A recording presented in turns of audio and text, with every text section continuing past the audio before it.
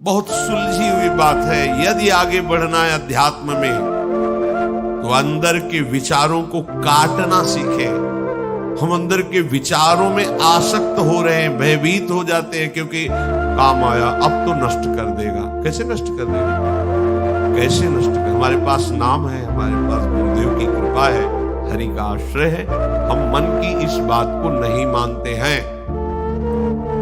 वो बार बार आपके सामने दृश्य लाएगा, सुख की भोगी हुई वृत्ति लाएगा, आपको आकर्षित करेगा।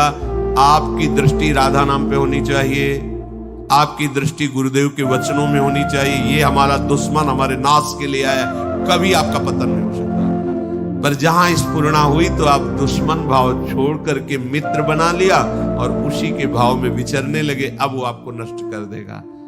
एक बार मलिन भाव जीत जाता है तो हजारों बार जीतने की उसमें ताकत आ जाती है। भाई एक बार मलिन भाव को मिटा दोगे तो हजारों बार मिटाने की ताकत आ जाएगी आप में। इसमें प्रारब्ध काम नहीं करता। भाग्य में होगा तो बच जाएंगे, नहीं बचोगे, पहले समझ लो। इसमें प्रारब्ध काम नहीं करता, इसमें विवेक काम करता है, भजन काम करता है। प्रारब्ध से कोई त्यागी महात्मा नहीं बनता, प्रारब्ध में नहीं लिखा है। ये भजन से त्याग उत्पन्न होता है। विवेक हुआ, विवेक से असत का त्याग और सत में स्थिति। ये जो लोग कहते हैं ना भाग्य होगा तो फिर, अरे भाई हमारे भाग्य में भजन कहां लिखा है? तो किसके भाग्य में भजन लिखा है? भजन भाग्य में नहीं लिखा है। भजन करने के लिए मनुष्य जन्म दिया गया है। अब आप भजन न करो, भोगों को भोगो, ये तुम्हारी बात है। प्रारब्ध से केवल सुख दुख मिलता है, भजन नहीं। भजन का मार्ग कृपा से मिलता है और हम पर कृपा हो गई है। अब हमको विचारों में नहीं फंसना है, विचारों को काटते हुए भजन में फंसना है। भजन का निरंतर तैल धारावत चिंतन में लाना, विचारों को नष्ट कर देना है। विचारों को नष्ट कैसे किया जाता है? भजन पर दृष्टि रख करके। पर यहां उपासक नए नए बीज बोने लगता है असत भावना के।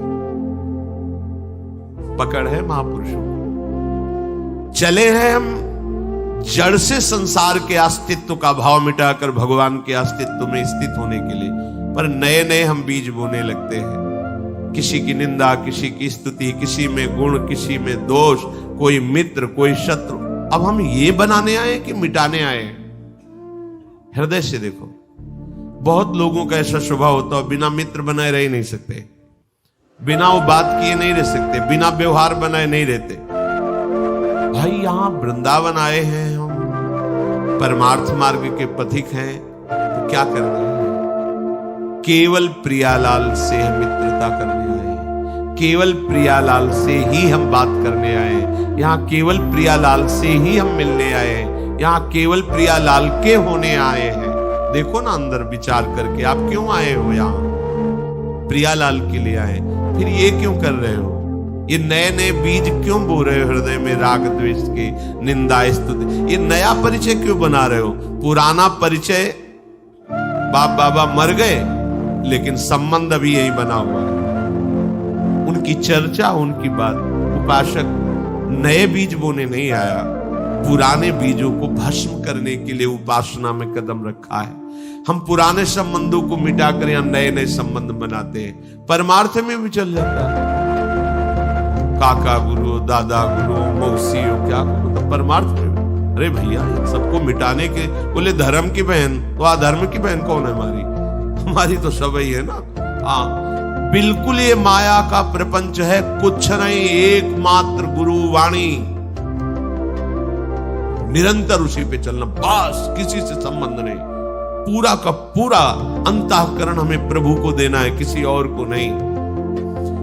प्रारब्धवशात दुख सुख की ये वृत्तियां आती हैं, भजन की वृत्ति प्रारब्ध से नहीं आती। ये भूल जाना कि हमारे भाग्य में काल ही कर्म ईश्वर ही मिथ्या दोष लगाए। परमार्थ के साधक कुछ ऐसे होते हैं जो तोते की तरह परमार्थ की बातें याद कर लेते हैं और लोगों के बीच में बैठ करके वही परमार्थ की बातें करते हैं, पर जीवन में कभी एक श्वास भी परमार्थ में व्यतीत नहीं करते।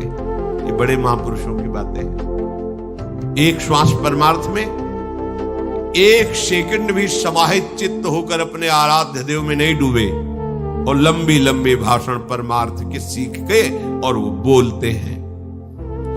ऐसे का जीवन सत्य का साक्षात्कार करने के लिए जो मिला था उससे वंचित हो जाता है।